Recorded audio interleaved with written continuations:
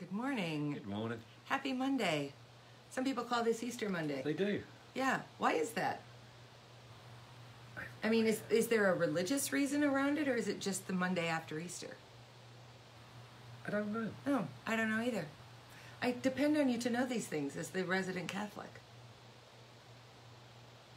If anyone knows, maybe Yeah, it's, I got nothing. Yeah. But I do have my Easter Bunny carrot mug. That felt appropriate for the weekend, you know, if we're going to go fully secular on the holiday, which many people do. So I hope you had a lovely Easter, certainly if you're in the Fargo-Moorhead area. When have we ever had an Easter so glorious? I was trying to think this morning. I woke up to some open windows and I thought, I wonder when in April I have ever in my lifetime woken up to open windows. And so Easter was early this year too. it was. So anyway, lovely, lovely, lovely. Welcome to Daily Dose. Today we're talking about dealing with the hand you are dealt. And I was going to set this up a little bit to make sure it worked, but I decided, no, let's play this out like life. So, Dr. Mary, Yes. we have this incredibly complex set of playing cards, You regular know I'm cards. probably going to start singing a Kenny Rogers song Well, in a second. you delight the audience with that, Dr. Mary, if you feel so compelled. I would like you please to draw 3 cards. Now, I don't have much of a plan for this, so we'll see how it goes.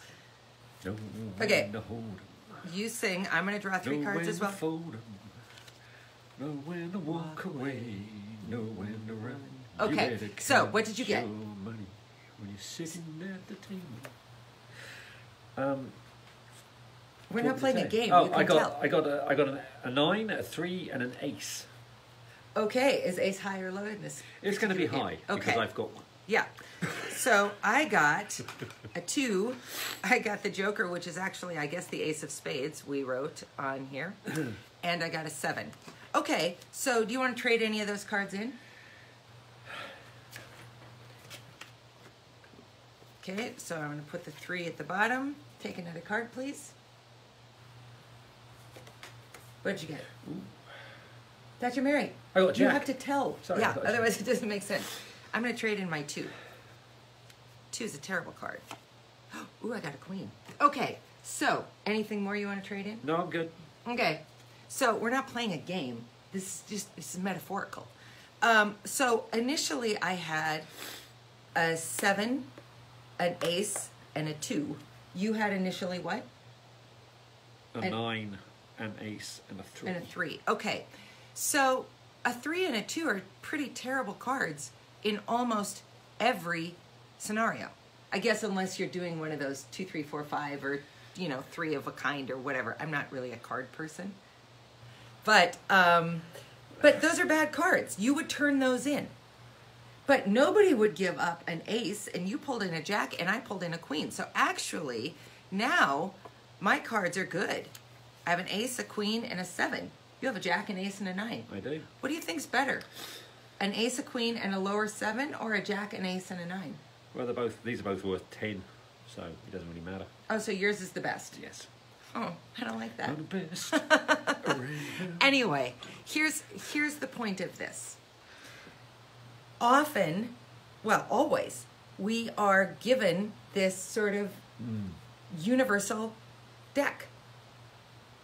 Where you're born, who you're born to, whether or not your mother drank while she was pregnant with you, whether or not you were like abjectly poor or wealthy, the color of your skin, the gender that you are assigned at birth, whether that stays your gender or not, your sexuality, your height, all of those things are just cards you are handed, and you can't really change any of them.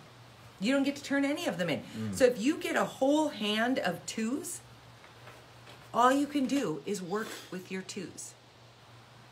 And if you get a whole hand of aces, on one hand it seems like, what could you possibly have to worry about?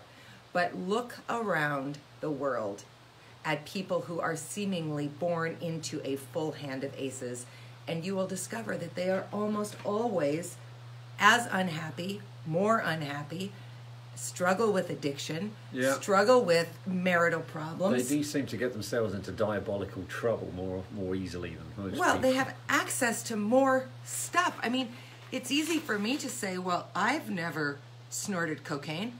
I wouldn't even know where to get cocaine, much less how I would have ever afforded it until very recently in my life. And I feel pretty compelled to not snort cocaine now. This is good news. Thank you. But You've got such a nice nose. I do have a nice Why nose. melt the And you can inside of see it. Yes. Anyway, that was a good segue. Thank you. I was practicing that. The point of these cards is to think about, what were you just dealt that you cannot turn in? And then what were you dealt that you can look at and say, I'm not going to keep this card. This isn't a good card for me. And so you turn it in.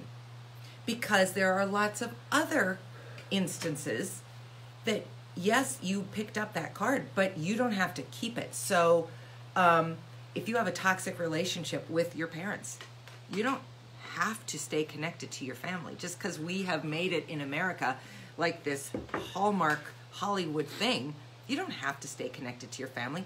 You can leave any toxic relationship. You can. You can choose that today is the day you're going to set aside whatever addiction is weighing you down.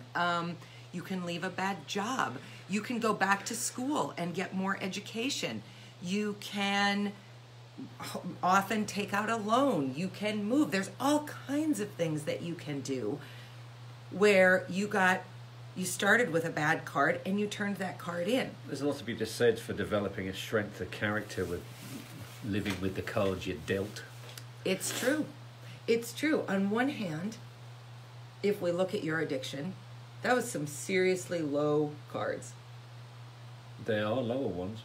But I found that out when I went to rehab. I'm only an alcoholic. I met and still meet with people who are alcoholic addicts or alcoholics, which is a far worse situation to be in than just being an alcoholic. Well, I will just remind you of something that a friend of mine wrote to me, that you don't have to rank the challenges of your life. So if the worst thing to ever happen to you is being an addict, Yeah. well, I'm not saying that it is, but let's just take that. If that's the worst thing that's ever happened to you, you don't have to say, well, it's not as bad as. Because for you, it's the worst. For you, it is the bottom card. Well, I'll see where you're going with Do you know that. what I'm saying? So you can have gratitude that you don't struggle with these other things, but that doesn't make your struggle any less. It doesn't make my struggle any less because my spouse came through addiction. I'm still the spouse of an addict. I still have my own trauma around that. Is it the worst? That makes sense. Did I have the worst spousal experience on the planet? Absolutely not. But it was still tough for me. So then there's this great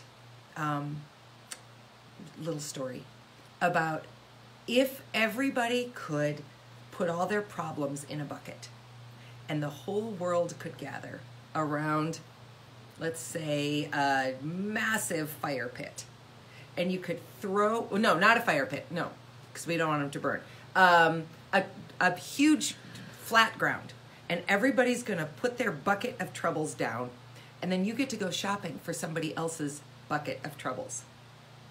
So you get to say, I'm putting down my addiction troubles, and somebody else puts down their addiction addict troubles. No, alcohol addicts, whatever I'm trying to say. You know what I'm trying to say. Most often, we would go back to our own bucket. We would pick up our own stuff because you might feel like your situation is the worst. But when you really are confronted with where everybody else is at, you often will look back at your own story and say, oh, all right, I can deal with this. This wasn't too bad. This isn't too bad. Well, I'll take this and go home. This I can deal with, yeah. Yeah.